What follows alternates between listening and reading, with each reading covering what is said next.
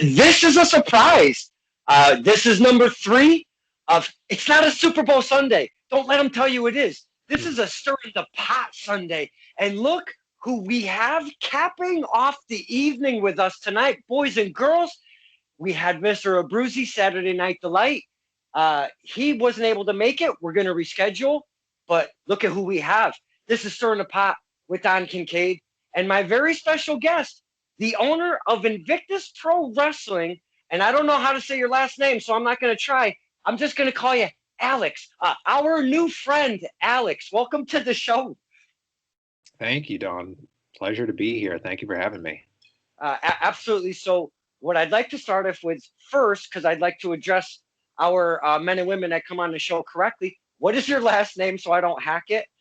It is, so I pronounce it Accetta, but if you're going by the traditional Italian, I believe it's supposed to be Accetta with the two C's, like a ch sound, but ever since the Ellis Island days, my family's always gone by Accetta. So Accetta. That reminds me of Carmine Appice. He's a drummer, Black Sabbath and such.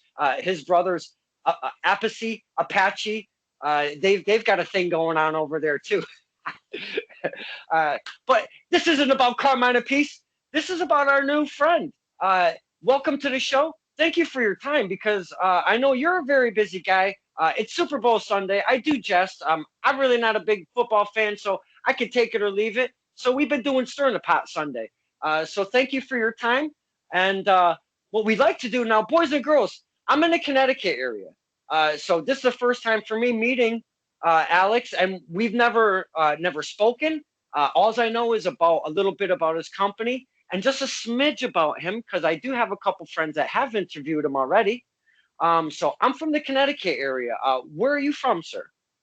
So I'm from the Hudson Valley region of New York, Rockland County. But I'm a little bit familiar with the whole Connecticut scene up there through, like you mentioned, our mutual friends. And then also I book a lot of guys in Invictus who train at the Team 3D Academy in Danbury. So, through the different connections there, I'm pretty familiar with the Connecticut scene. Now, that school produces fine talent. We know that for a fact. And on the other side of that, we see a lot of the familiar faces that I know in the ring, the Karen Bam Bams, stepdads, one of our faves, Wrecking Ball Legursky, and the list goes on. So I was looking over your roster because, as I've said to Justin Del Rio, and I know you're familiar with Mr. Justin Del Rio, am I correct? Yes, I'm a proud member of Nerds of Wrestling. We were speaking, and we just have fun as fans and whatnot. So it's really a pleasure to be able to get our reach out there and have men and women that are in the industry and just want to be able to, because we just spread the word. We try to put a little bit of light, whatever, there's so many big names out there. So we just try to shine a little bit of light on, the more independent shows, if you will. So now Invictus is a newer company. That is correct, right? Yes, we're a new company. We had our first show in September of 2020, mid-pandemic, and we've been going steady ever since. Now, you're going to probably find this funny, but I went on the old face page, and that's how I do zero research. That's just me. I live on the edge. Boys and girls who do podcasts, don't do that. Do your research, do your homework. Don't do it the way I do it. But what I did tonight, when you said you were going to come on, I scrolled and scrolled and scrolled and scrolled and scrolled all the way till I got to the bottom of your page on Invictus Pro Wrestling to see when you guys actually really started, see what you put on for your first couple profiles because they usually change. And I know I can just hit your profile album, if you will. Yeah. But if it's a newer company, I don't mind scrolling for a couple minutes. Doesn't bother me at all. So I get to the bottom of the page. And just like you said, the very first post is March 3rd.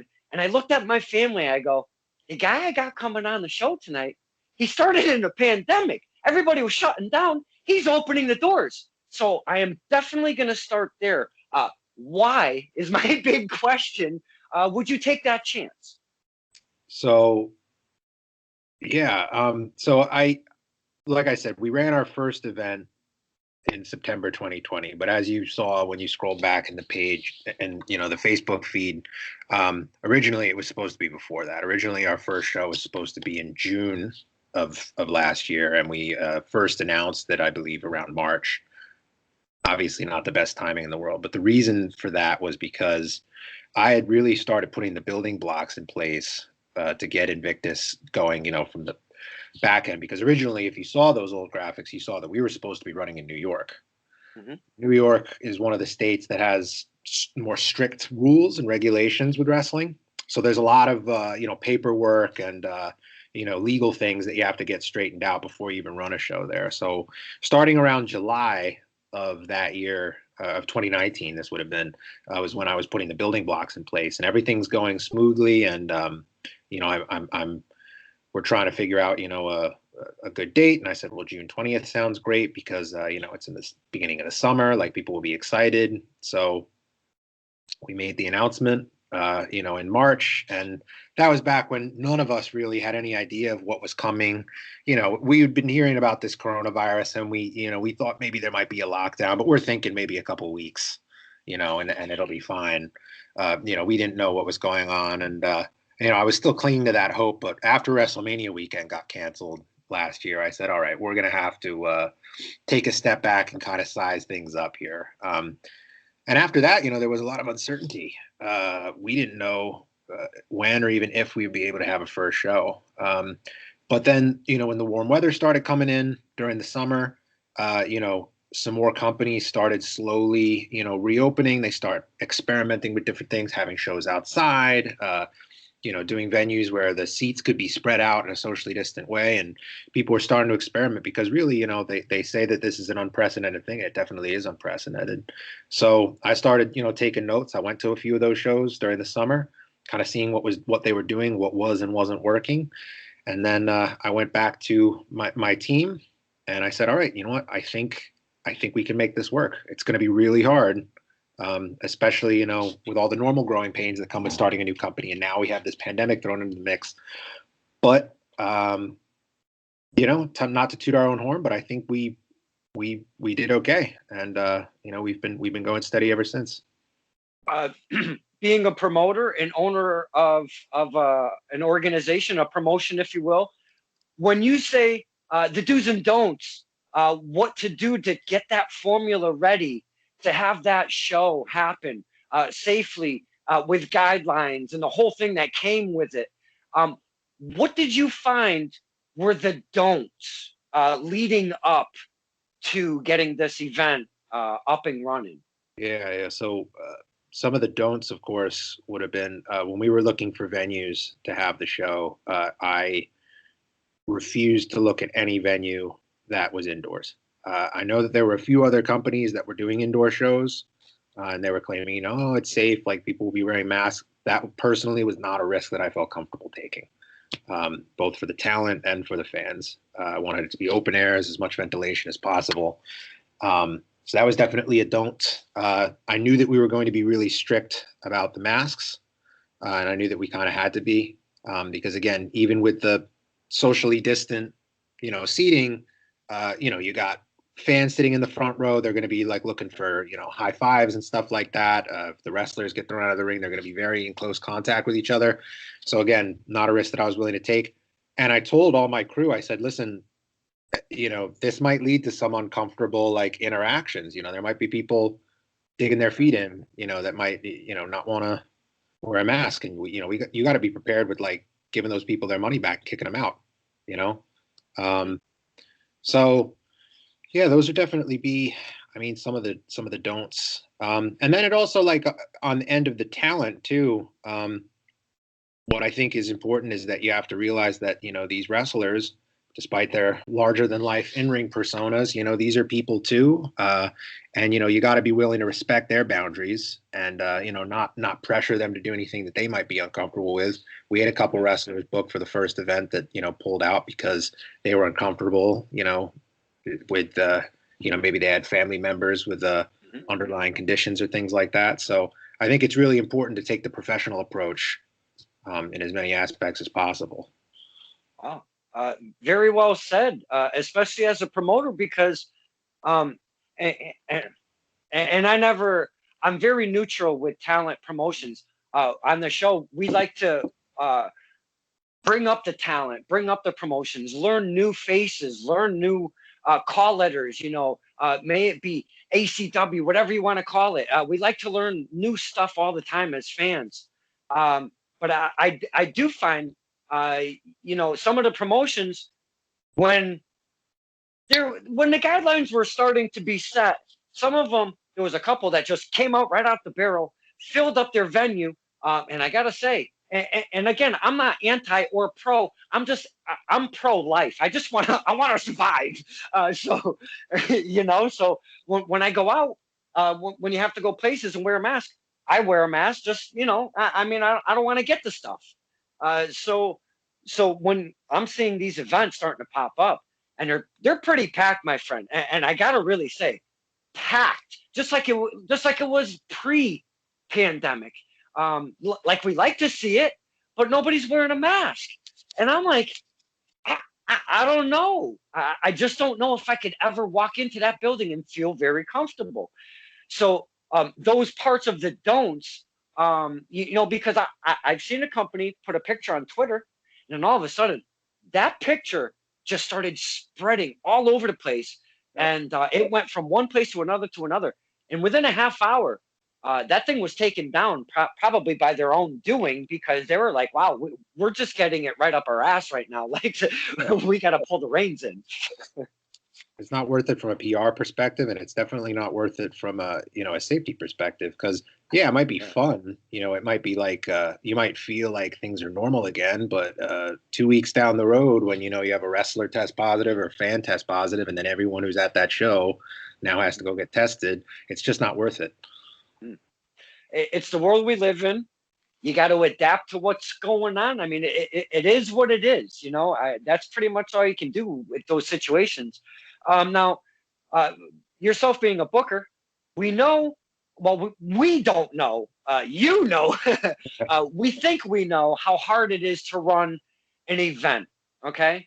And with talking with the talent, I've talked to promoters, referees, ring announcers. I'll talk to anybody within the business to give them a little spotlight, and let them shine. And because you are your own salesman, your own marketing. Nobody else does it for you when it comes to wrestling. So my point, where I'm going with it, is very hard to run an event and get everybody on the same page, because we know it just doesn't take those two people in the ring and the referee to make that one match, and then you move on and do a set. It takes an army, a village all around it to get this together.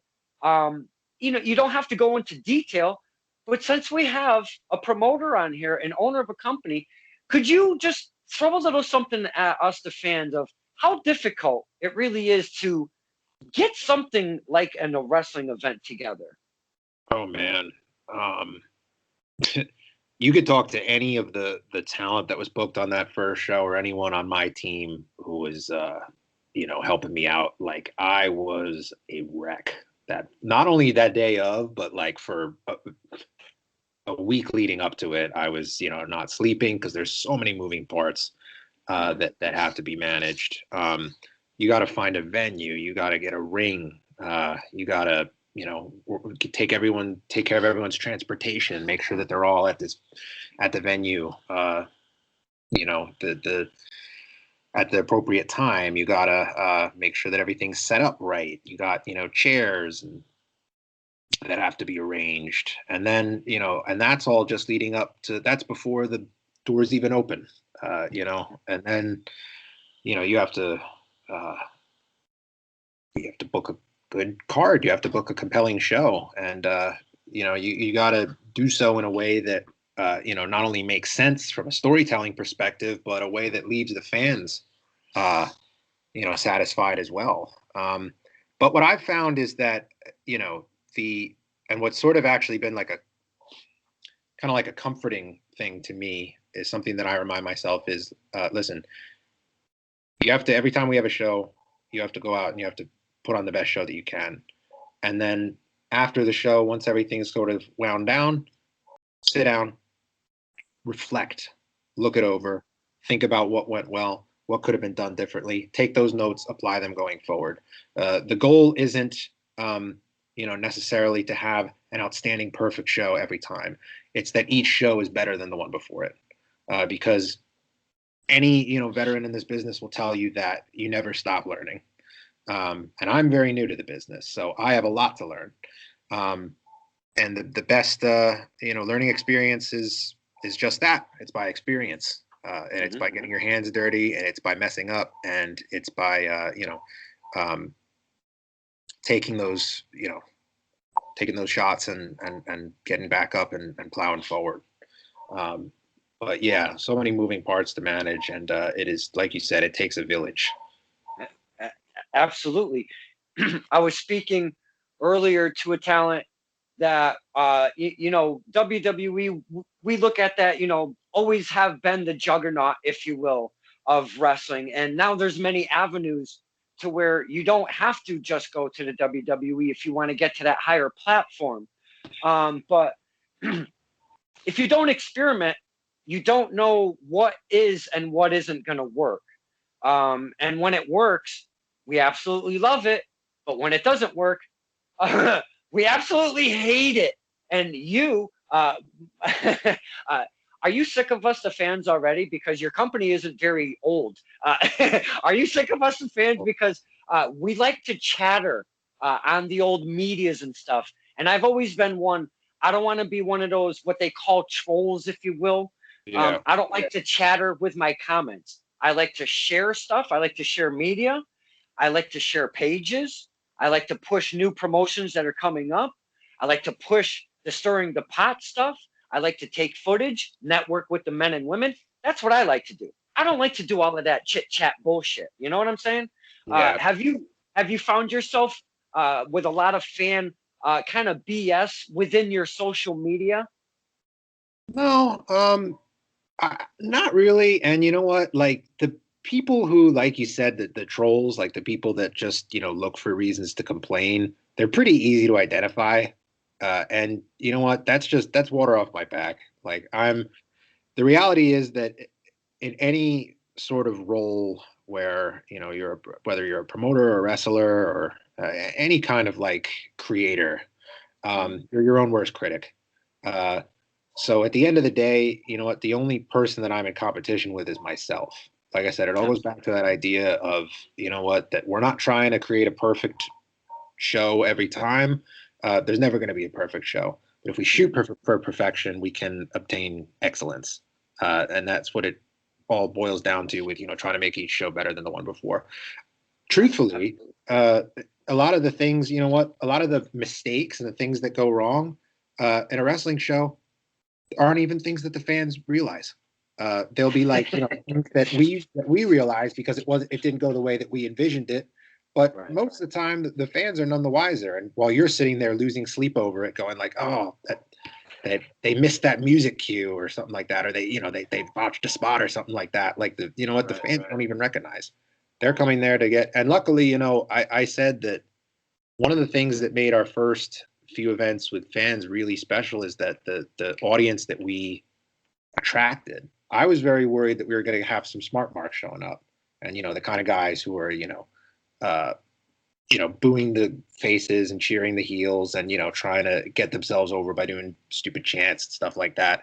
But I was very surprised that that the fans were genuine fans. They were there to be entertained, and they were very into it, and they especially I just keep thinking about Joey G and his crew because they drove like 3 hours down from from Putnam County to go to this farm in the middle of nowhere in Jersey to see our show, and they made signs and they chanted and stuff, but they didn't do so in a way that detracted from what was going on in the ring. In fact, they added to it. They really made it feel like a big spectacle. So, you know what, and I'm sure I speak for every promoter out there, but like the fans, you guys are our lifeblood. So we appreciate you guys and we respect the hell out of you. Oh, I appreciate those kind words. And I want to piggyback on Joey G and company because What a crew those guys are. Holy cow. Uh, Joey G we do a fan roundtable on Stir in the Pot. We get like a half a dozen fans together, and then we bring in a surprise guest, being a wrestler, referee, announcer, ring announcer, whatever, you know. Uh, and so Joey G was on for the first time with us this past Saturday, and we had a blast because we brought in one of his faves. And I never tell any of the people who are on our fan roundtable who I'm bringing in for a special guest because it's wrestling. We like surprises, you know. So I brought in Rad Dad, one half of the stepdads. Joey G lost his absolute shit. We had a great time. It was so much fun, and those guys, tons of fun, like you said. They don't detract from it. They're not vulgar, and that's what I've always projected too. When myself and my father go as fans, you never want to take away and make yourself. And I mean, I'm going to use the word jackass, but I make myself look like a jackass just because I'm having so much fun and I'm really cheering the good guys and I'm really booing the bad guys. You know what I'm saying? And I'm recording stuff. I share it, doing, you know, a public access show in Wallingford. Plus, I keep it and archive it for myself. And then again, we network it with the men and women on the social media. So it's so much fun. And over the course of a couple of years, there's been people that ask my dad while we're hanging out and I'm running around doing my thing. They'll be like, hey, is he part of the company? And my dad's like, nah, he's just doing his thing. So we love you guys so much. We just like to bring our passion and energy to jack up your passion and energy. And man, what a dance that we do. And it's so much fun, Alex. And when new companies come up and we get new opportunities, guys like Joey G and company, you know, they want to take the drives. They want to go have fun because especially with what the hell's going on out in the world right now. So fans will astonish you at times.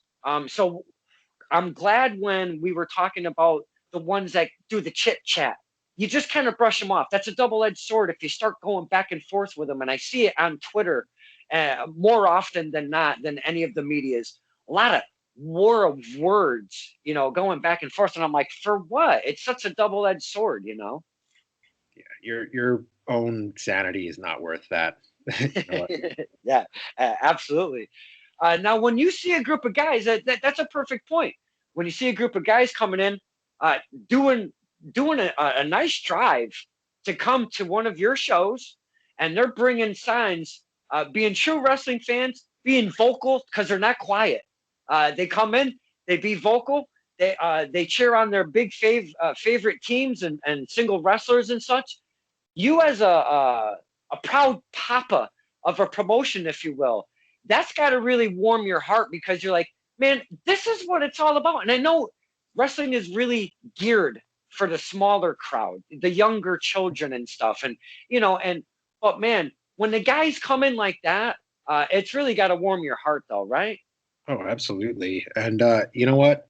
It's funny that you bring that up because for a lot of the more like hardcore fans, they see a you know, an all ages show or a family friendly show and they write it off. They're like, you know, oh, we want to see guys getting put through tables and, you know, taking chair shots and, you know, the more hardcore stuff. But honestly, those kind of crowds, they're more fun. And the wrestlers have told me that. They would say, oh, yeah, I would much rather go and perform in front of, you know, a crowd full of kids and their dads than, you know, some of the hardcore fans who are going to, you know, go back and forth and, you know, do all the things that you mentioned before. Because for the kids, you know what, it's to quote that guy who turned it into a meme, you know, it's still real to me. Oh, well, what a perfect example. Because that leads me to there's a talent around here. He's a newer guy, and his name is Chris Cannon, and he's out of the Massachusetts area.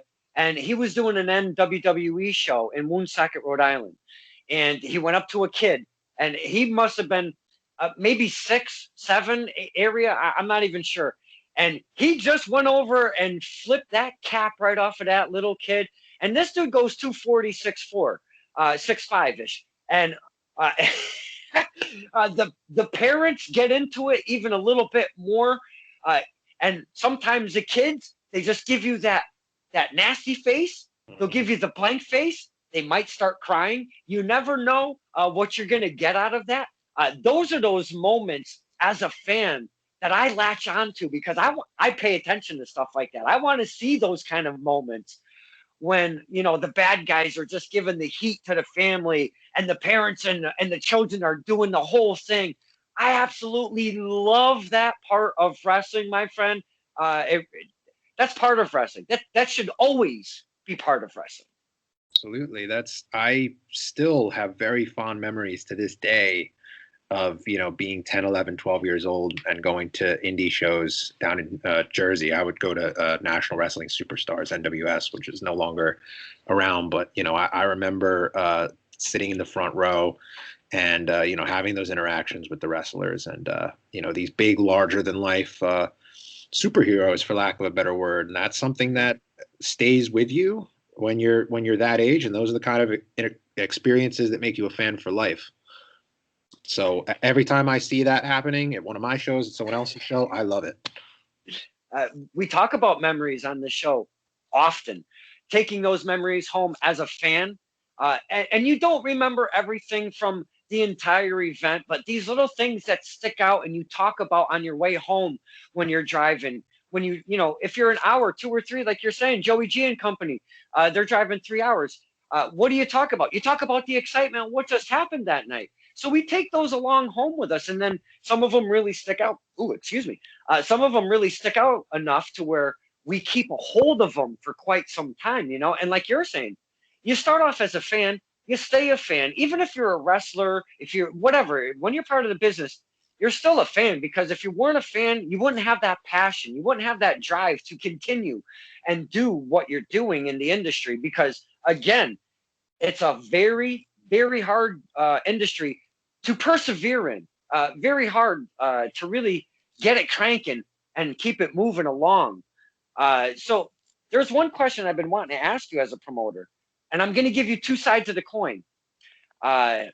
You have to get a show going from, okay, now this event is done, and I know you try to want to schedule maybe a little ahead when it comes to events, but let's say you just got done with an event, you're about to set up your next event, and we're starting from square one when you got to start up a show. What is your least favorite thing, and what is your favorite thing? See, flipping the two sides of the coin. So let's go with the worst thing, because we want to end up on a positive note. What do you least like when you're starting to set up a show? So I think probably the least fun part is just all of the logistical stuff. Lining up, getting the venue squared away is always the hard part. Because we have yet to all of our shows have been in different venues now. So we've yet to like find a place that like we really checks all the boxes and like has our can be like our home going forward, for lack of a better word. And I'm optimistic about this place that we're running in April. I think it looks really promising, but fingers crossed. And it's funny because the best and worst part of planning a wrestling show is the same thing. Actually, it's the booking. It is simultaneously the most fun thing as a promoter, and it is the most frustrating thing as a promoter. Especially on the indies, when because these guys aren't signed to contracts or anything, their availability fluctuates. You mentioned at the beginning of this podcast all the time. So you cannot get attached to any idea or any match that you want to see, because the wrestling gods giveth and the wrestling gods taketh away. So there have been so many, great matches that we're planned or had talked about, and it's like you make the calls, and the worst is when it looks like it's going to happen, like they say yes initially, and then you have to rearrange. But that's like I said, it's a double-edged sword, because it's like, all right, somebody pulls off the card, it's like we have this big sea of talent available on the independent scene, especially here in the Northeast, that we can pull from. So it's the booking, man. We've all fantasy booked stuff as fans. We all have matches we want to see. That happen in real life it's a lot of fun. with the stressfulness of getting the show together. Game day is coming, like you're saying. You got a lot of things going on leading the week up to said date of event. But that adrenaline that's going on the day of the show, yeah, you're all stressed out. You've probably pulled out more hair than you care to count. But that adrenaline that's going through Alex's blood during game day is just got to be. Look at him smile. My word, it's just got to be something else, my man. Oh yeah. I always during the actual show, I like to go out and watch the matches from like out in the audience. So Okay. I get that fans perspective. Nice. Because at the end of the day, that's what we are. We're fans. So at the first show, standing out there, like out in the GA seats, like, and looking at this show and looking at the ring with my company's name on the apron, like, and seeing it all come together is, like you said, yeah, it's surreal, and the adrenaline kicks in, and for just that 10, 15 minutes, however long the match goes, all that stress just sort of washes away. And then the bell rings, and then you have to run backstage and, thank the wrestlers for their time and get the next guys ready to go through the curtain and make sure the music's lined up and everything. But yeah, in between those bells, man, it's you can really just sort of like sit and take a breath and kind of bask in it a little bit. We always now. I would like to touch on a couple things. Obviously, the name is different than most, and I know there's pro wrestling attached to it. But Invictus, where does this come from? I get asked that a lot. Invictus. I'm sorry, I don't mean to be repetitive. I don't know. No, it's I like when people ask it, because we picked that name for that reason, right? We wanted to pick it where people sort of pause and are like, oh, that's kind of cool. I haven't heard that before. So Invictus is a Latin word. It means unconquered. And I first heard it. I first heard it from there was a movie that came out a few years ago called Invictus, and it was about the South African rugby team. Morgan Freeman was in it. It came out in like the mid 2000s or something. So I heard the word first then, and I sort of explored the meaning to it, and I found this poem by William Ernest Henley called Invictus. And the theme of the poem is basically like, being true to yourself and accomplishing whatever you set your mind to, and persevering through all obstacles and things like that. And I read the poem and I'm like, that's cool. And I didn't really think much of it. I just thought, that's a cool name for a wrestling company. But then, given everything that we went through leading up to that first show, the pandemic, having to postpone, we had our first venue cancel on us like 2 weeks out. Having to rebook talent, having to move the date, having to, all these different hurdles that got thrown at us, and having overcome all of them. I'm like, okay, I picked the right name, because we've truly proven that we are not conquered, that we cannot be conquered. Anything. So that's where the name comes from. Okay. Now, the style of product that you give to the fans that you wanted to present, when you're building a show, are you utilizing more talent that is mat based, the old school kind of stuff, the high flying acrobat spot stuff, if you will, that they call nowadays? Are you mixing it up? Is there hardcore part of your company? What is your product presenting to the fans? So I firmly believe that variety is the spice of life, and nowhere is that more true than in professional wrestling. So yeah, you go back to like what we were talking about before about the trolls, and people that, behind their keyboards complaining, oh, I hate like comedy wrestling, or I hate like high flying wrestling. The beauty is there's so much wrestling out there, you don't have to watch that stuff. But you know what? When I go to a wrestling show, I don't want to see 6 or 7 of the same kind of match. I like to see changing up. I like to see a little bit of everything. So yeah, I like it all. I want to see a little bit of everything. And the nice thing is that being a new company, when we go and book a show, we think, all right, well, what are some things that we haven't done yet? What are some things that we, are going to try at our April show, which we have coming up on the April 24th. We're doing our first ladder match, which we haven't done before. So I'm excited and very nervous about it. But you know what? That's the beauty of wrestling, is that you can get all these different styles that can all come together. So the answer is we like to include it all. That's what we like to hear as fans, because you have guys that are jacked, that want to be the muscle guys, the serious guys. They want to kill everybody in their way. Then you have the guys that are very gimmicky. They make us laugh a lot, but they're still good in-ring performers, with their skills, and the women and all of the different facets, the acrobatic type stuff. So we fans, we love a variety. So I appreciate that you, as a fan, bringing your company to the table, would want to keep that kind of thing going, because I love seeing, and who wants to see, like you said, who wants to see a half a dozen of the same kind of matches flowing, Now, I've spoken about to many of the talent. In my personal preference, I feel in an event that you have your main event, you're really striding. This is the big kahuna of the night. Sometimes that's probably most of your lost sleep, is trying to figure out what the hell my main event is going to be. But the big kahuna is what you're focusing on mostly of the night. And I know everybody is important. We're not taking away from anything else. But I feel personally that the main event and the opening are almost as an equal, if you will.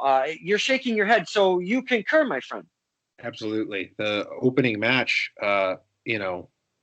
first of all, anyone that says that, we call it jerking the curtain in the business, but anyone who says that, being booked in the opening match is, an insult, they don't know what they're talking about, because the opening match, like you said, is just as important, if not more important, than the main event. The opening match is what determines if you're even going to stay there for the main event.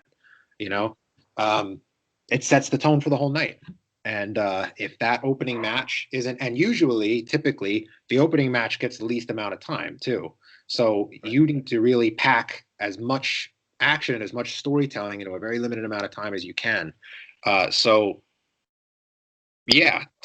opening match is extremely important, and I consider it, among my guys, among my roster, a great honor if you get chosen to be out in the main event, because you're setting the stage for the whole show. Give us an example of one of your opening matches that you've had in the past that's one of your faves, if you will. Again, not sliding from anybody else. When we ask you to name names, it takes nothing away from anybody else. No, not at all.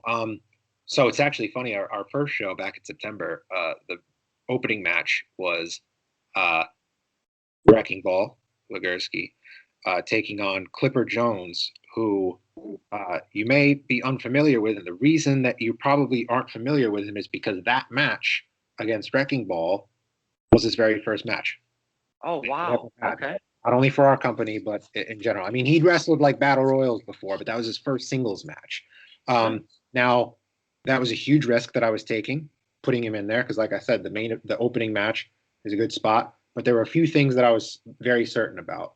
One was that I knew that he went to Team 3D, and I knew that Team 3D, the trainers there, Bubba Ray Dudley and Tommy Dreamer and Randy Shawn, I knew that they would not have allowed him to get into a ring and take bookings if they were not absolutely sure that he was ready and absolutely sure that he was capable of going out there and having a great match. So that's one. Two, I know Wrecking Ball. I've seen him work many times before, and I know that man, you joke around about having a good match with a broom, but Wrecking Ball probably could.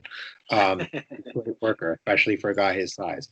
And three, Clipper's a tall dude, but he's kind of like, he's got a skinny frame to him. He's putting on more muscle now, but he's got sort of that kind of slight build. I think he's like 170 or 180, 190 maybe. I don't know. Regardless, he's a cruiserweight. So I knew that if you're a fan and you're sitting there, and especially if you're like a casual fan and you're sort of new to this whole wrestling thing, if you see a guy that size getting in the ring with a guy Wrecking Ball size, you're going to want to see what happens. You're going to want to see how is this, smaller guy going to use his, size or whatever else he has in his arsenal to take down this behemoth. And to their credit, they had an awesome match. They went outside the ring, and for a little bit, it looked like Clipper might actually take it because he was, using his quickness to kind of outmaneuver Wrecking Ball. So that was a really good example of, of me taking a risk and it paying off because the audience was along for the ride after that. If you don't give it a whirl, you'll never know. Yeah. And doing that big guy, smaller guy, the Davy Goliath kind of thing. It's been done a million times, but like you said, you don't know where it's going to go because I know it's been utilized a lot of times in wrestling, in boxing, and many other instances. But when you're doing it in wrestling and it comes off well, we love it because we want. And even if the little guy doesn't win, and he's the face, I don't know if Clipper was the face or the heel in that moment.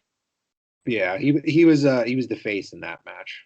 Okay, and it doesn't matter if our favorite face guy that he put up a good fight, but he may get him next time. That's where we're looking for that next time. He may get him next time, kind of thing, Now, another question I've been dying to ask you: when you're a wrestling fan, what in your mind flips the switch and turns you into a raving lunatic mad scientist to want to become a promoter? What would do what triggers a person to want to take on such a task? For me, it was all about growing up. I was a very creative kid. I like to, make up stories. I like to draw pictures. So for me, it was the storytelling component of pro wrestling that I found very appealing.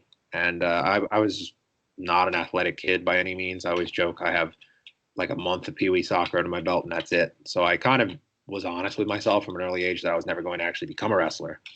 But the storytelling component of, actually using these big, larger than life personas as characters to play off each other and tell a story, that was something that was always really appealing to me. And then fast forward to, I'm adult, that passion, that same creativity and that same love for professional wrestling hasn't gone anywhere.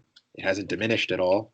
And now I'm at the point where I have the actual time and means and skill as an adult to actually do something about it. So that was what really inspired me to take the plunge. And I was also I was kind of at a bit of a rut. I was fresh out of college. I was working as a middle school teacher actually, and I as rewarding as that job is, it's also extremely difficult. And wrestling, independent wrestling especially, sort of became my haven. On weekends after a long week at work, I would go, and that's how I would unwind. I would go to independent wrestling shows, and it's just something about the scale that it's at, and the intimacy of it that made me think, I could do something like this. I could put something like this together. So, and it's also just the kind of that thing where if you don't end up giving it a try, even if you fail, if you don't end up giving it a try, you're going to end up regretting it. So that was a big motivator for me. Well, thank you for taking the plunge because again, you just don't know if you don't jump in. Now you've been building yourself a roster. I see. I went on to you have a website and you do have a roster section. There's not many on there, but you are building your home base roster, if you will. That is correct, right? Yeah, the guys on the website are the people who have appeared for us multiple times. We just wanted to kind of get it going a little bit, but there's way more wrestlers obviously that have appeared on our shows that are on the website, and the website's it's a living document. We'll be adding and updating to it in the future. Okay. Because we the fans, I've always said, we wrestling fans are very easy. Give us a little bit of something when it comes to media and we latch on it. You give us a roster to look at. Oh, baby, I'm there. And especially if what I love, because there was one company in Rhode Island and within the chop shop, there was an umbrella over there because there was 6 different companies that were working under this one umbrella. And it was really cool because you could go to wrestling like every single weekend, absolutely. But my point being is that on their page on Facebook, though, what they would do is their champions, they would list them, and then they would have their roster. If they had a change in their roster, they would make those changes. They would keep updating with their social media. If somebody lost the belt, they're going to get a picture with the new champion and update their stuff. I thought, because there's not many companies, and actually I'm going to say very little companies actually do that, giving us a running updated roster. Now, I know on the independent scene, a lot of people come, a lot of people go.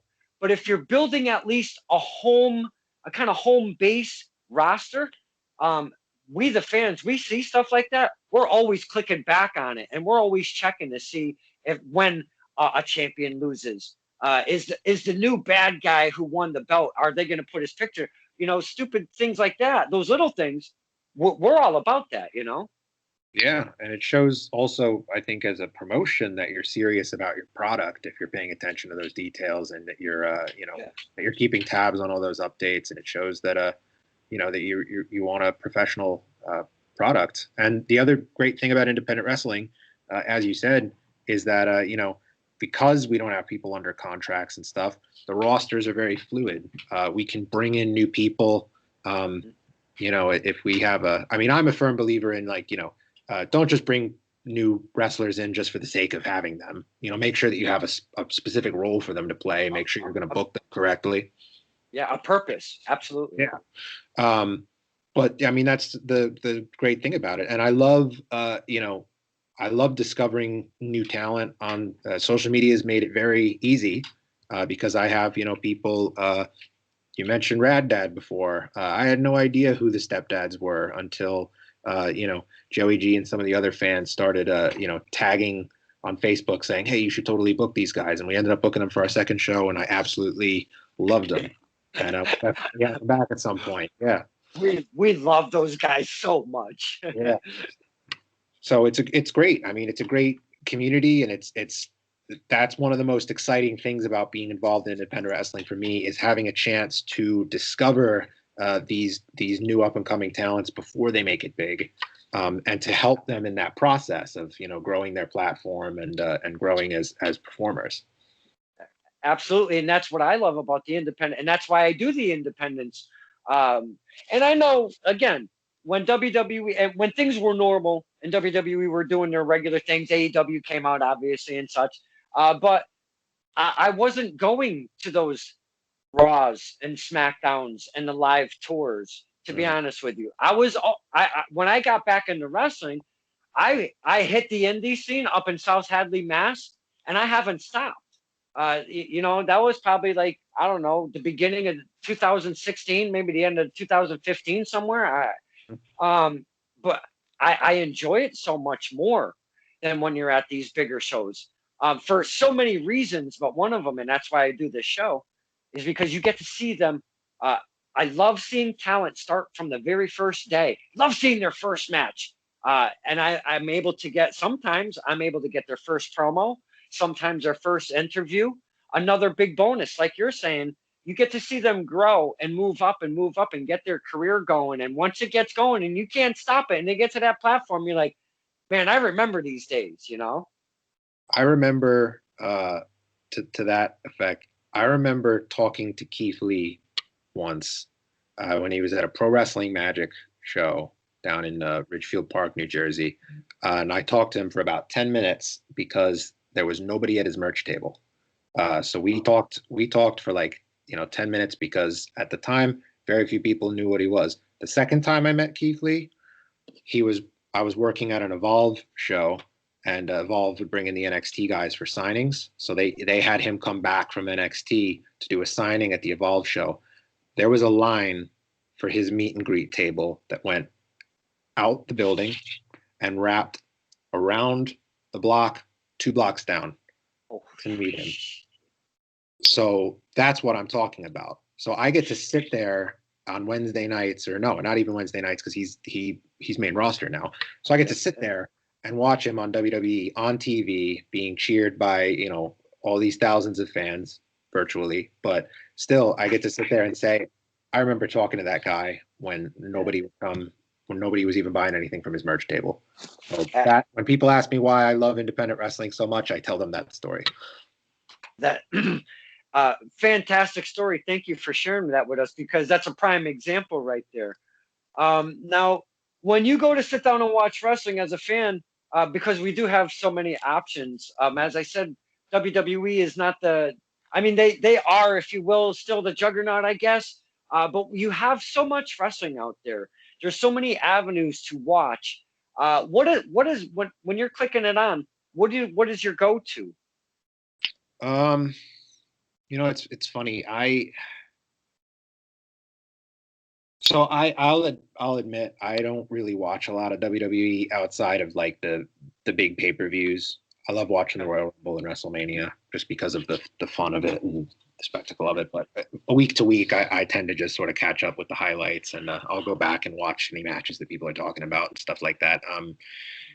As more of like a regular fan, I kind of prefer AEW a little bit just because it's a newer company and I can sort of like on a much smaller scale, obviously I can kind of relate more to like what they're going through, and I like to sort of study the booking uh, again because they're a newer company and sort of figuring that out. I really like New Japan just because in terms of sheer like in ring quality matches, I don't think they can be beaten right now.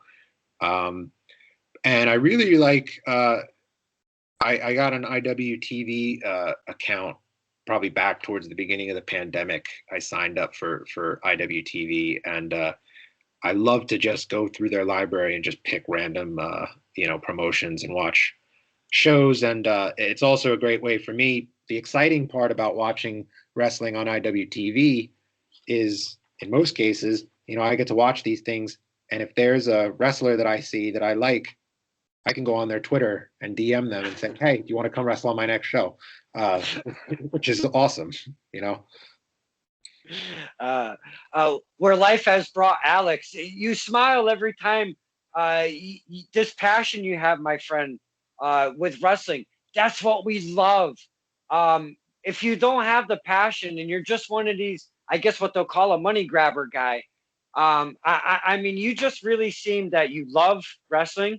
You want the boys and girls that are you're bringing on to your events to have an equal good time as you're having. And now, when you're doing the bookings, are you the sole booker that are putting these things together? Are you doing the writing?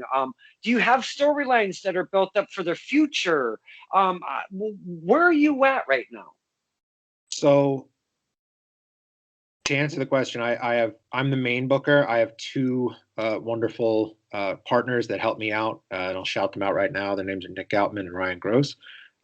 So they are guys that like I said, they came on with this journey with me for the same reason. They share my passion. They share my vision for wrestling. So, which is great, to have because I have so many like crazy ideas in my head, and they kind of help like ground me a little bit. Whoa, whoa. I'll pitch an idea, and they'll be like, they're like, "Are you sure you want to do that?" And I'll be like, "You know what? Now that you mention it, maybe that's not a good idea." So collaboration is very very key in the booking process. So yeah, it takes you know meeting of the minds type thing to make it happen. As far as storylines are concerned, one of the big things that I really want to do, especially this year moving forward, we haven't really been doing much during the winter time besides this social media championship tournament that we've been doing. So when we resume running live shows again, which the next one is in April, it sort of gives us a chance it's a blank slate. We can, start fresh almost and renew. One of the things that I've been noticing is that on the indies, there's this sort of obsession with booking like super cards almost, and putting as many first time matches together or as many like must see, never before seen matchups, or like I was saying before, bringing in people strictly for the name value. I'm going to the show because this person, this person on the show. There has not been as much of an emphasis on storylines, like long-term storylines and feuds in the independent scene. And as a booker, I understand that because it's very hard to plan in advance, more than one show out with the different, people's availability is changing all the time. You could, have this whole big long plan for a wrestler. And, yeah, we're going to put a title on them and they're going to have this big long reign. And it's going to be great. And then, boom, one day some bigger company comes along, signs them to a contract, and now you have to change your plans. But I do think that now at this point, I've sort of built up a good enough relationship with some of these talent that, that they sort of trust my vision. I trust their ability. And, we're sort of mutually invested in, let's see what we can do in terms of like a long-term, like storytelling. Let's, put on, not just great matches, because, what I tell them is I know you guys can have good matches, but let's really look at the big picture here and think about, how is this going to relate? And let's leave these fans wanting to come back because there's, some sort of unresolved thing that's going to carry over. So that is, I'm glad that you brought that up because that's a major push for ours going forward. We want to be the company on the indies that is really emphasized on storytelling and story arcs. Well, I do bring that up because personally, as a fan, I love me a good character. I love me a good storyline. I like long title reigns if it's available. And I know, like you're saying, in the indies, it's a hard gig. And I like good in ring. And I know it's hard to find all of that in one package because, and I get that. But I go to Test of Strength a lot. That's pretty much my home base. East Hartford, Connecticut, run by Slick Wagner Brown. They big emphasis on storylines, and they carry some really really fun stuff. Not only the storylines within when we go to the shows, but on the media, they keep those promos going. They keep us involved at the same time. And I gotta say, I applaud for you wanting to do storyline stuff because, and I know it's hard, like you said, but when you can get a good regular fan base going and you get us involved in like that, we don't stop coming. we just come show after show, my friend. We don't go away. Absolutely, and we like that, and that's what we want to see. And yeah, I'm glad you brought up Test of Strength. I haven't been to one of their shows, but I do sort of follow them because we do. A lot of my guys also wrestle for them, and vice versa. But yeah, you talk about long-term storytelling. I mean, this little ongoing feud that they have between Karen Bam Bam and Dan DeMann. Don't say his name. Why would you say it? Why would you say? Look at what he did, boys and girls. He said Dan DeMann. He's gonna probably be knocking at my door right now. This isn't live, is it? Can you go back and beep it out? He'll probably kick my ass if I do that. We don't like to say Dan DeMann around here. Oh, damn it! I said it again. And I really didn't mean to interrupt you. But what a fine story they had, my friend. Well, I mean, just that reaction that you just had is just proof that they're doing the job right. Like you can't keep his name. You hate him so much, and it's like gotta give credit where it's due. If there's anything, and I'm going to use the word, and we don't like to use the word. Well, many don't like to use the word, but the word kayfabe. If there's anybody in this industry that I know, like locally, there's two guys. There's one, Dan DeMann. Actually, there's three now because of a newer guy who's come on the scene. There's Dan DeMann. I call him and Darius Carter equally. I call them our local Ric Flairs. They always dress nice. They always carry themselves as such, very, up there. They're better than us always, and forever they will always be better than us. But they're always dressed very professionally, very clean and dapper. They don't run with mixed company. They don't want to talk to you and kind of stuff like that. So their personas, if you will, are very strong. Along with, I know I've said his name earlier, one Chris Cannon. I've interviewed him. He's only been interviewed twice, and out of everybody on this crazy planet, it was me. I don't know how. I just don't know how that even happened. Uh, again, another guy that really, really, when you talk about character, holding it tight, keeping it and running with it, being fully invested in it. And, sometimes, and they'll tell you firsthand, it's just me. It's not a gimmick. And I know that they're turning it up just a little bit more than they would in real life, if you will. So those are some of the guys that I wanted to use as an example when it comes to holding that character and just really fully investing into it. Do you have you noticed your roster that you have going on? Are you feeling that you have some really invested into their craft roster building right now? Yes, I'm glad you asked that because we have a gentleman on our roster named Mucho Chris Moljo, or I like the name. or hashtag MCM as he calls himself. When you talk about holding tight to character, he is. There's a reason for my tone of voice right now because I can't say his name without doing a very gratuitous eye roll because he is so tightly guarded. So to let you behind the curtain a little bit, Joey G reached out to me and said, "Hey, do you? I want to have MCM on my podcast. Do you know how I can message him?" And I said, "Yeah, you can message him on his Instagram." But I said, just to give you a warning, like he doesn't care that there's no cameras rolling. Like if you just DM him, he will DM you back in character. And sure enough, 5 minutes later, I get a text from Joey G with a screenshot of him sending this very polite message asking him to be on his podcast. That he gets one back like, "What's going on, nerd? You want me to be on your nerdy little podcast? All right, fine. Like, I'll do it. How much are you paying me?" Like, We have a lot of those guys around here. There's so many characters around here that do that. I'm going to kind of circle back to Dan the Man. We connected at Touch of Strength to do an interview because I was doing face-to-face interviews. I was being invited to their homes. I would go to a park maybe because, not everybody wants this beautiful face in their home. And I get that. So I ended up with Dan the Man on Skype here. And I ended up talking to him. He's my longest interview to date, my friend, at 2.5 hours. And not only that, I talked to a likeness of Dan the Man. It was a Funko Pop doll. I talked to that son of a bitch for 2.5 hours. Something that I don't know how I got through.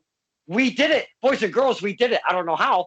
But that's what I talk about when some of these guys around in our area, Alex, that just do not, and I steadfast, like you're saying, do not break character at all.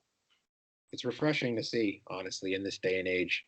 So many people, I think, because of social media and because of the access to information that fans have now, people just, even in the business, especially in the business, people just think it's not worth it to go that extra mile. But when you have people like MJF, like Darius Carter, like, he who must not be named, right? It goes a long way, right? They stand out to you as a fan, people that are willing to have that commitment. Absolutely. I'm just going to give you one more example because I just love stuff like this. Dan the Man comes out, always different entrances, right? He comes out with 2 handmaids, if you will, one on each side of him. They're in their garb. You can't tell who it is. So they're standing while he's having his match. They're standing on the side of the ring. And like I said, during the intermissions and stuff, I'll go up to the wrestlers and I go Donkey Kate, Center Rinky Kate fouls, and I'll mess with them a little bit. We have a lot of fun. We do on the spot promos. While the match is going, I'm still recording the match. I go rolling over to the handmaids. I bend down real low, and I'm like, "Dr. Gator, Ricky K. Faust, I am here during Dan the Man and Evie De La Rosa. They are going at it in the ring, but I am here with the handmaids. Who are you, and why are you doing his bidding?" And I got nothing. And so I went back. My dad goes, "What the F did you just do?" I go, I tried to see if the handmaids would give me a little something, something. They gave me jack squat. Long and behold, it was Joanna Robinson, the ring announcer or interviewer of TOS, and Blue Shoes, Ref Gina. We love Blue Shoes. They came out of that thing and they kicked his ass. It was so much fun. Those storylines, though, and that's why. And I know I've talked Dan the Man a bit. Damn, and I keep mentioning this freaking name. But the storyline, my friend, that this guy brings to the table, that touch of strength, gives us the fans something else, and we take them home with us. And again, what we were saying before, it overflows to those next events. Yeah, absolutely. It keeps you coming back. If butts in the seats consistently, then you're doing something right. Mm-hmm. I know I was long-winded on that. I apologize. I can do that. Not at all. Now, we've been running for about an hour and 5 minutes, and I don't want to take up too much of your time because obviously I can keep going and going and going when it comes to wrestling. No worries, my friend. I love talking. Excellent. Because I want to learn as much as I can about Invictus because we have you on our show. Yeah.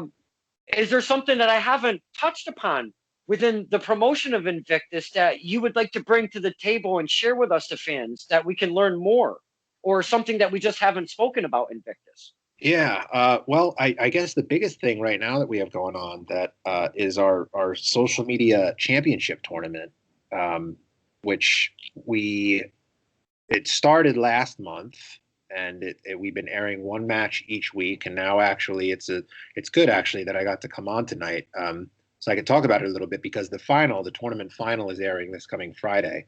So this was an 8-man single elimination tournament to crown our first social media champion. And, so we had done our first 2 shows in the fall, and they were both pretty successful. And when we were kind of thinking of, so what are some ways that we can, still produce content during these, colder months? Because like I said before, I don't feel comfortable having fans indoors. What are some ways that we can keep the content coming and we could still, keep an engaging storyline that the fans will, be into and giving the people something that they haven't seen before? And we said, well, probably the next step is to introduce some kind of title. So we thought really long and hard, and we said, well, I don't want to introduce like a world heavyweight title yet because I think that's something that I want to do in front of a live crowd. But we thought, so back, in the 80s and 90s, they had, right, the television title, right? In WCW, they had the TV title, that would be defended on TV every week. And I said, we're in 2020 now at the time. We're, the days of TV may be, winding down. We're in the age of social media now. So let's introduce a social media title. And so we got this belt made. It's got, the globe on the front, so kind of reminiscent of the old Intercontinental Championship a little bit, but showing how, social media keeps us all connected. We got side plates that have the different logos on them, like Facebook, Twitter, Instagram, things like that. And my one policy about this was, because it's the social media championship, every match that it's defended in will be available for free. It'll be available on our social media platforms because I want the audience to feel like this is a title that sort of like was made for them. The whole key about social media is interaction. So let's introduce a title where the fans feel like they're kind of a part of it and they can follow it, and all the matches are going to be determined for free. So we filmed an 8-person, single elimination tournament in December, and the 8 wrestlers in that tournament were, and you might know some of them, it was Gio Galvano, Mucho Chris Moljo, MCM, Clipper Jones, who I mentioned earlier, Dennis Morgan, Danger Rock Dennis Morgan. Now, those 4 guys are sort of like those are the guys from the Team 3D Academy. Gio and I went to high school together. And then when we sort of grew up with wrestling together. So he trained with those 3 guys. So when I said that I'm starting a promotion, I said, I want to take you guys and I want to kind of like grow you as talents. So that's like your core, if you will. Sort of, yeah. We have other guys that are like in our core too, but those were the first 4 guys that I talked to. And at that time, they were fresh out of training because what happened was they actually, I'm going off on a bit of a tangent here, but they, That's okay. um, they, I can't imagine the frustration here. So they had trained at the Team 3D Academy for years, just, sort of slaving away because they're very, what's the word? They're very strict with their training up there. Bubba Ray Dudley doesn't even let them inside the wrestling ring until like 6 months into training. So they had trained for years. And then Bubba Ray Dudley finally says, all right, you guys are proven yourselves. Congratulations. You've graduated from training. You can now go and take your own bookings. And then, boom, pandemic hits. So I told those guys, I said, listen, I'm going to be starting this promotion in the middle of the pandemic. I know it sounds crazy, but I want you guys, because I know how hard you've been working. I want you guys to come on board with it and do it. So they've been appreciative of that. So anyway, back to the tournament. It was those four. It was those four.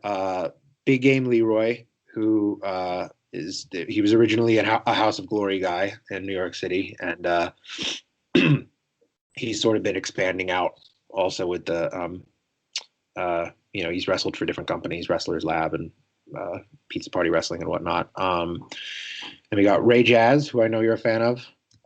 Big time. Love Ray Jazz. And then we got Big Trouble Ben Bishop, who is a 7 foot tall, 330 pounder from Maryland. He's a very big side of beef. Holy crap. Yeah. Wow. And he's actually, the reason I brought him into the social media title is because he's friends with the Barstool Sports guys. So he's been on Barstool before. So I said, definitely got to get him in. The last guy was Nick Stapp, formerly known as CPA. Yes, CPA. Yeah, formerly known as, yes. Yeah, formerly known as CPA. So he was. Go ahead. He was a big hit at our first show. He wrestled Mike Verna in the main event, and even though he came up short in that match, the crowd was really into him. So we brought him back for the tournament.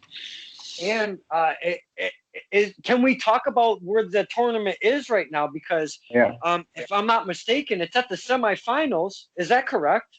The semifinals aired on the second semifinal match aired on this past Friday, and Big Game Leroy defeated Nick Stapp in that match. Yes, that's kind of where I was going with that. Now we have Big Game Leroy. Where does the bracket sit right now to date? Could you tell us, the fans? Is that okay? So the first round matches, I'm trying to see if I can remember this now. I'm going to get the order wrong, but the first round matches were, so it was Gio and Ray Jazz, Dennis and Big Trouble Ben Bishop. So it was Ben that won, Gio won, they advanced. So it was Gio Ben semifinals, and then on the other side of the bracket, it was MCM and Leroy. And Leroy won that one, and then Nick Stapp and Clipper. Nick won that one. So then it was Leroy versus Nick Stapp semifinals on the other end. Gio defeated Ben, and then Leroy defeated Nick. So now there's one more match left. It's the big one. It's the finals of the tournament. We got Gio against Big Game Leroy, and that's going to be airing this coming Friday at 8 on our YouTube channel. And I've seen the match already because, again, we taped it. But, all I have to say is you guys are in for a treat. Like, I was, there's points, because I do commentary for it. Like, you can literally hear there's points where I'm at a loss for words. Like, there's just these periods of, like, silence because I'm just, like, sitting there with my headset on, like kidding me? Like, it was a insanely good match. And I'm so excited for both of these guys to just blow up. Gio has actually been he actually just texted me while this interview was going on. He made his NEW debut on the last edition of Studio Wars, and he got invited back for their next set of tapings. So he's hopefully going to be a regular with them going forward. So he's primed to blow up. He was also on Impact earlier this year, and then Leroy, he's doing his thing, and he's been gaining like a following on social media because his whole thing is that he plays his Nintendo Switch while he's wrestling, and a clip of him doing that went viral. you know, I think like sometime last year. So she's been blowing up on Twitter ever since. So I'm really excited for both of them to, take that next step in their careers. And I'm excited for more eyes to get on them. And I think this match is going to be a great way of doing that. Uh, can't wait. Thank you for the free. We love free. I mean, who doesn't love free? I mean, come on. So thank you so much for that. But your vision when you were getting this, because you want to do something different, but you want it to be a tournament. Your vision from where it started to where we're at right now with the finals about to be aired, and obviously you've already seen it, but you've seen the whole product from beginning to end with a new concept. Um, are you proud of that finished product? Is it what you thought it was going to be? I'm extremely proud, and I'm glad you brought up. You've seen the whole thing from beginning to end because I actually didn't. Oh crap! No, so no, so wait, so back in December, we're planning this taping. We said, we're going to get everyone down and we're going to tape this tournament, and we rented out a venue and stuff like that.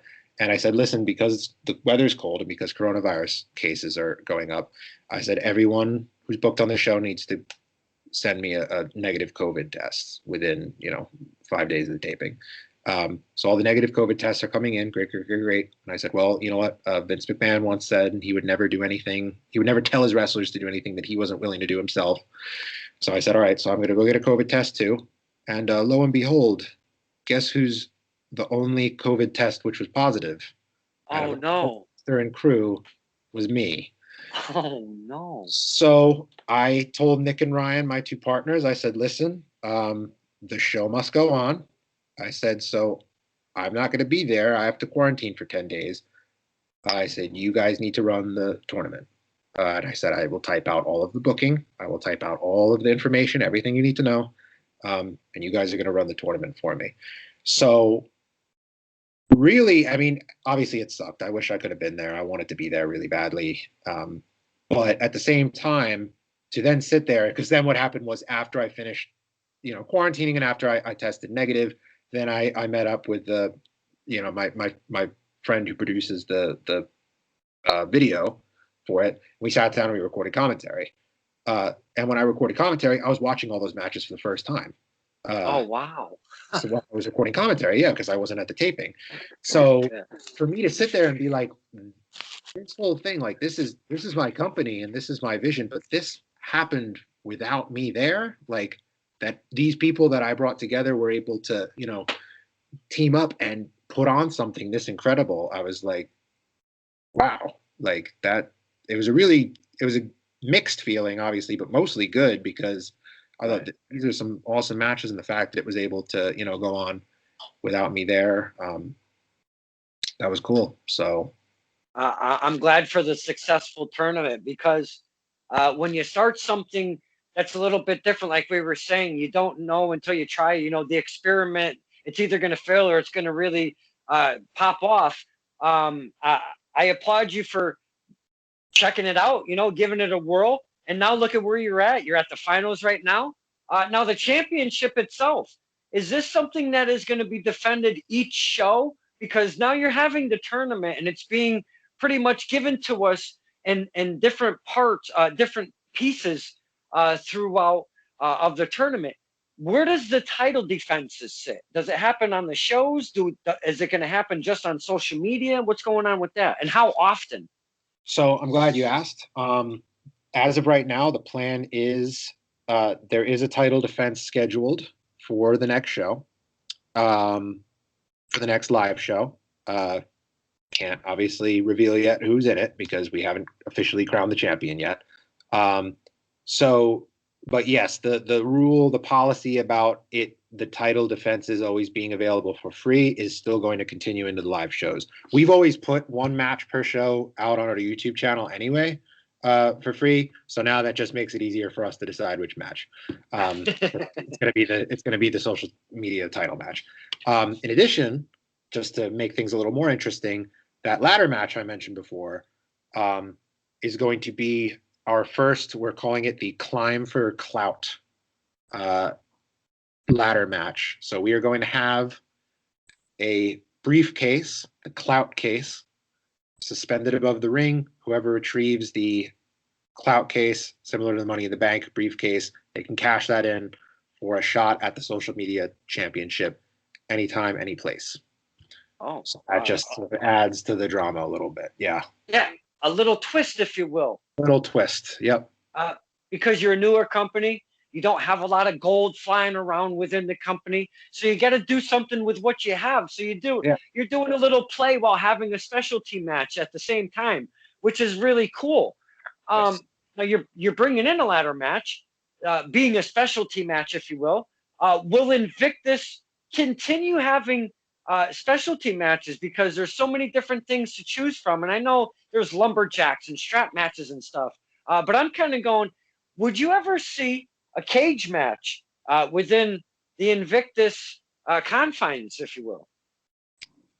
We would love to do that. And we actually were in touch with somebody pretty recently. I'm not going to name names here, but we were in touch with somebody pretty recently who has a. Just whisper it right here. I'll tell you after we finish recording. Yeah. Touch with somebody pretty recently who has access to a steel cage and said that he would allow us to use it in the future. So that is definitely something that we would look forward to doing. But yeah, I always love playing around with different stipulations and stuff. I love doing different things. At our show in November, we had a casket match with an actual casket. Bones was part of that. That dude's off his rocker. Oh yeah. Yep. And so yeah, I said because I told the guys that I work with, I said, so my uncle has a casket in his garage. We should do a casket match. And they're like, that would be awesome. Like, who should be in the casket match? And I was like, we have a literal like zombie voodoo priest on our roster. Like, well, of course he's going to be in it. So yeah, I love experimenting with the different match types. Only with wrestling can you just randomly in conversation. Yeah, so my uncle's got a casket. I think we should utilize it. And the funny part was that so we had the second venue. We were at this sports center, and the ring was set up in the parking lot, and then it was like the entrance to the locker room was like around the corner on the side of the building. So that was where the wrestlers would come out from. And before and after the casket match, the casket was on wheels. So we just wheeled it off around the corner. And that's where we were keeping it during the show. And afterwards, it was dark out. We were finishing getting everything up. I had to go run back around to the locker room to go grab something. And the casket's there in the parking lot by itself under this one street light, which was flickering. So I turn around and I'm just like, dude, it's like casket, and it was open. They left it open too. It's just under this single street light that's flickering on and off. I was like, this is a scene movie. Luckily, both by that point, so he wasn't gonna like jump out and scare me, but still, like, you never know. You just never know. You can be multiple places at once, I'm sure. Absolutely.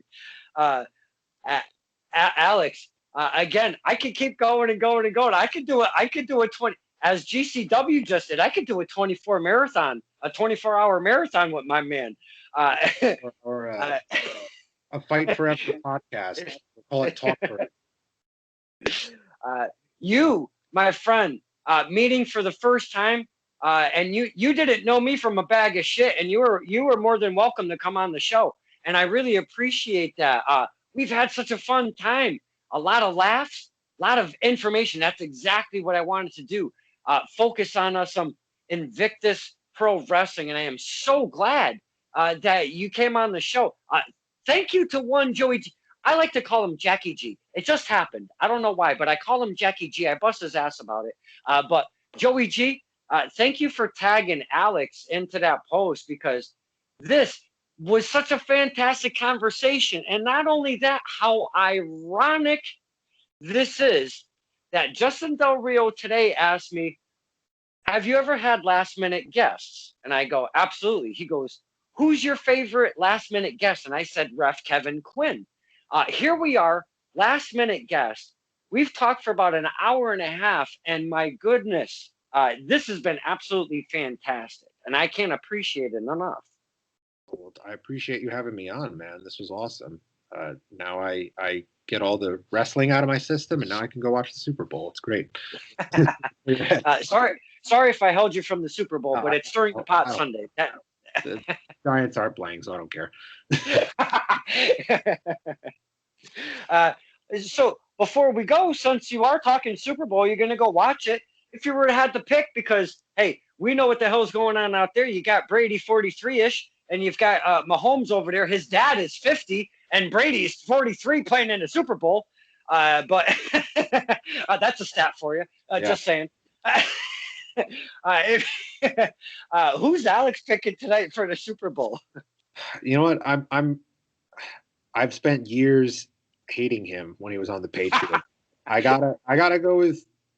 Listen, like you know what, the Chiefs, they had their fun, you know, but I kind of wanna. The Buccaneers are still the historical underdog, so I'm gonna see the Bucs. I think, you know, for Brady to end his career by proving that he's the GOAT and that he doesn't need the Patriots to clinch a Super Bowl win. You know what? I can't have that. If that happens, which is a great possibility. I mean, come on, look at what he's done throughout the season. But wouldn't Belichick be uber pissed off? Do you think he'd be pissed off, or do you think he'd want to go hug him? Because I think he'd be ultra pissed off. I think it would probably be one of those things where you like probably punch him in the face and then give him a hug after that. Yep. You little son of a bitch. Oh goodness. What a great conversation we had today with the owner of Invictus Pro Wrestling. Last minute, Mr. Del Rio. I found my second, and I don't want to take anything. Kevin Quinn, love me some Kevin Quinn. This was absolutely fantastic. Last minute conversation with that Accetta, correct? Yeah. Accetta. Yeah. I told you I was going to mess it up. Fine conversation. Learned so much about Invictus. Now, we the fans, boys and girls that are watching this right now, make sure you go on the old social medias. Invictus is all over that stuff. The Insta and the YouTube and face page and Twitter. Hit them all. Check them out. I'm sure I didn't run into any other Invictus Pro Wrestling out there. Have you ever, coming up with the name, have you run into anything like that? I checked. I think there was another promotion years ago, but they've since stopped, and now I own the name. I trademarked it. So. Oh, there you go. Yeah. Well, congratulations on getting your company started and running through the pandemic. You're crazy. You're just crazy. It is. Yeah, definitely. I applaud you for your success with a wrestling promotion. Again, we've talked about it. Not easy. And we can't wait to see what the future holds for Invictus Wrestling, their roster. And I just can't wait because we love us new wrestling. So if you haven't checked them out, you don't know who they are, look them up. For the wrestlers that are watching this, but we got a promoter here. Hit him up, man. He's right there. He's not hiding. He's right there. Take a peek. Are you open for the wrestlers that are looking for work, sir? Absolutely, yeah. As of right now, the April show is fully booked. I'll put that out there. But you know what? It's wrestling. Things change all the time, and we'll definitely have openings in the future. So I welcome all the resumes, matches you want to send me, even if you just want some feedback, a promoter's point of view. Oh wow! So I love that. You're one of those guys that are like, you know what? You want a little critique? Yeah, I don't mind. Give me a match. I'll break it down a little bit for you and tell you what's good, what's bad. Give you that honest feedback. You're one of those guys. Yeah, I absolutely am. We're, like I said before, we're always learning. We're all still learning. So, yeah, that is fantastic. Love hearing that stuff. That's what keeps the wrestling going, my friend, and gets the boys and girls better. You know. without true feedback, when you're always just saying that was awesome, that was awesome, that was awesome, when it really when it really wasn't that awesome, you need that honest critique and honest feedback. So that's really cool to hear. With all of that being said, we've talked about many a topic today. Run about a little over an hour and a half, and I think we took up enough time of one Alex Accetta. I said that correctly. Yeah. He's gonna go watch the Super Bowl. I'm gonna go get my stuff together because I got a couple interviews to get up on the old tube, put up on the face page. This one included. These are gonna be out tonight. We love to have fun. I'll look back at this and all I know is I had a grand time meeting one Alex Accetta. Don't say Accetta. That's not nice.